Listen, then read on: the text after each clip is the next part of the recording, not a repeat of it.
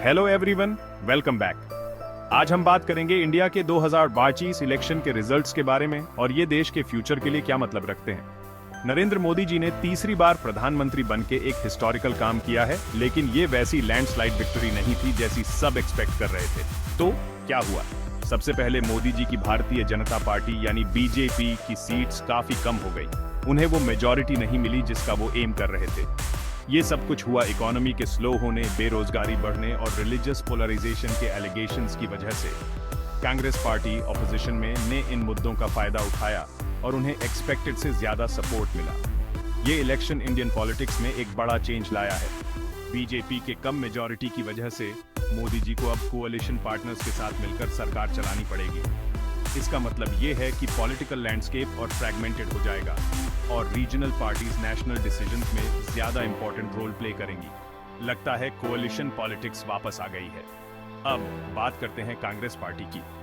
भले ही वो जीते नहीं, पर उन्होंने जबरदस्त कमबैक किया है, जिससे पता चलता है कि इंडियन वोटर्स ऑल्टरनेटिव्स के लिए तैयार हैं। ये मोमेंटम उन्हें आने वाले स्टेट इलेक्शंस में और स्ट्रांग बना सकता है। बीजेपी के लिए अपने एजेंडा को आगे बढ़ाने के लिए कोalition पार्टनर्स को मैनेज करना बहुत जरूरी होगा। तो मोदी जी का तीसरा टर्म कैसा दिखेगा? उनके सामने चैलेंजेस और अपॉर्चुनिटीज दोनों हैं। इकोनॉमी के मामले में मोदी जी को जॉब क्रिएशन और इन्फ्लेशन कंट्रोल करने पर ध्यान देना होगा। किसानों और स्मॉल बिजनेसेस को उनकी इकोनॉमिक पॉलिसीज से काफी नुकसान हुआ है और उनकी प्रॉब्लम्स सॉल्व करना जरूरी होगा। इन इश्यूज को इग्नोर करने से उनका सपोर्ट बेस और कम हो सकता है। लेकिन सिर्फ चैलेंजेस ही नहीं है, मोदी जी की पॉपुलैरिटी उन्हें अपने विजन फॉर इंडिया को पूरा करने का मैंडेट है। वो कोalition पॉलिटिक्स को कैसे मैनेज करते हैं और वोटर्स की कंसर्न्स पर कैसे रिएक्ट करते हैं, ये उनके लेगेसी को शेप करेगा।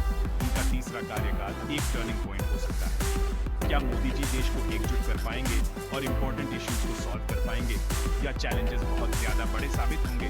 ये तो वक्त ही बताएगा। याद रखिए, पॉलिटिकल लैंडस्केप को समझना हम सबको इन्फॉर्म्ड डिसीजंस लेने में मदद करता है। तो स्टे ट्यून्ड, स्टे इन्फॉर्म्ड और देखते हैं ये जर्नी हमें कहाँ ले जाती है। लाइक, शेयर और सब्सक्राइब करना मत भूलिए।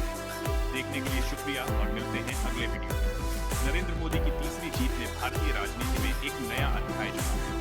यह जीत न केवल उनके नेतृत्व की पुष्टि करती है, बल्कि यह भी दर्शाती है कि भारतीय जनता ने उनके विकास और सुधार के एजेंडे पर भरोसा किया है। हालांकि यह जीत उतनी बड़ी नहीं थी जितनी उम्मीद की जा रही थी, लेकिन यह अभी भी महत्वपूर्ण है। इस बार के चुनाव में कई मुद्दे प्रमुख रहे, जैसे कि बेरोजगारी, आर्थिक मंदी और धार्मिक ध्रुवीकरण। इन मुद्दों ने चुनाव परिणामों पर गहरा प्रभाव डाला। कांग्रेस पार्टी ने इन मुद्दों को उठाकर जनता का ध्यान आकर्षित किया और उन्हें अपेक्षित से अधिक समर्थन मिला। अब जब बीजेपी को पूर्ण बहुमत नहीं मिला है, तो उन्हें गठबंधन सरकार चलानी होगी। ये गठबंधन राजनीति को और भी जटिल बना देगा, क्योंकि क्षेत्रीय दल अब राष्ट्रीय निर्णयों में महत्वपूर्ण भूमिका निभाएंगे। ये देखना दिलचस्प होगा कि मोदी जी इस नई राजनीतिक स्थिति को कैसे संभालते हैं। कांग्रेस पार्टी के लिए ये चुनाव एक पुनरुत्थान का संकेत है। उन्होंने दिखा दिया है कि वे अभी भी एक मजबूत विपक्षी दल हैं और आने वाले राज्य चुनावों में उनकी भूमिका महत्वपूर्ण हो सकती है। यह देखना भी महत्वपूर्ण होगा कि वे अपने इस नए मिले समर्थन को कैसे बनाए रखते हैं और इसे आगे कैसे बढ़ाते हैं। मोदी जी के तीसरे कार्यकाल में कई चुनौतियां और अवसर होंगे। उन्हें न केवल आर्थिक मुद्दों पर ध्यान देना होगा, बल्कि सामाजिक और राजनीतिक मुद्दों को भी सुलझाना होगा। यह देखना महत्वपूर्ण होगा कि वे अपने गठबंधन सहयोगियों के साथ कैसे तालमेल बिठाते हैं और जनता की अपेक्षाओं को कैसे पूरा करते हैं।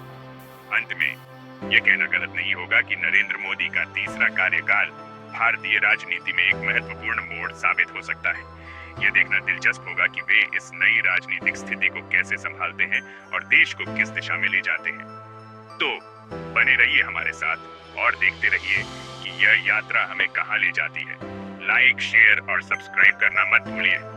देखने के लिए शुक्रिया और मिलते हैं अगले वीडियो में।